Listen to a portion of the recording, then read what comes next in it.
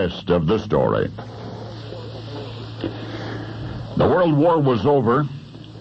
August 1945, a young Austrian couple, Franz Weber and his fiancée, Annie Liederkirche, took a motor trip through the Alps southwest of once Nazi-occupied Innsbruck.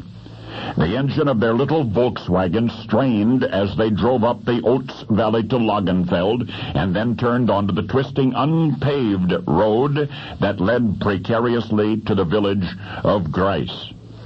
At last, Franz and Annie had to leave their car to take a steep dirt path on foot up into the slopes. The alpine summer sun was warm on their faces, and yet in the shadows the air stung with a chill that reminded Franz of once upon a time, not so very long ago.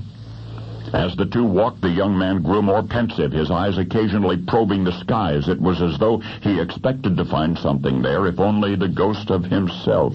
In less than an hour, the couple stood atop the breathtaking Sulztaler Ferner, a 10,000-foot glacial ridge. Franz turned to his betrothed and said, "We are close now." And indeed, within a few minutes more, he had located and uncovered that which he sought, that which he had so carefully concealed from the Nazis only 6 months before: the parachute. But this is the rest of the story. Late in the autumn of 1944, Franz Weber was a lieutenant in the 45th Infantry Division of Hitler's Wehrmacht. He was one of Hitler's soldiers. By December, he was a deserter. He came over to our side. Morally opposed to the Third Reich, he offered his services instead to us, to the Allies. An assignment was proposed, and it was a perilous one.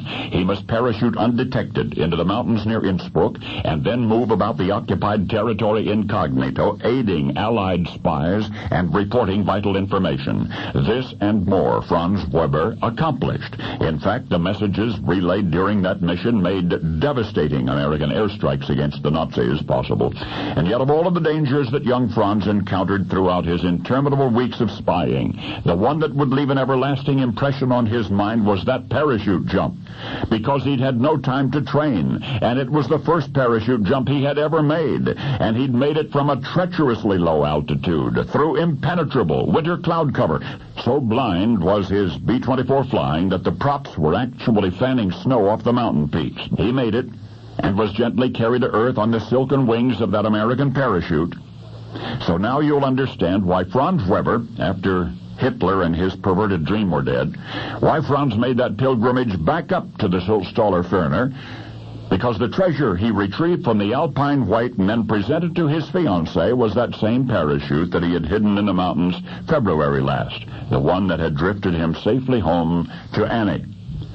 The next month, September of 1945, the young couple you've just met, in a mosque-domed church in a nearby town, were married, and observers on the street, as the two emerged from the church as one, smiled at the beautiful bride, and several remarked admiringly about her wedding dress of white silk.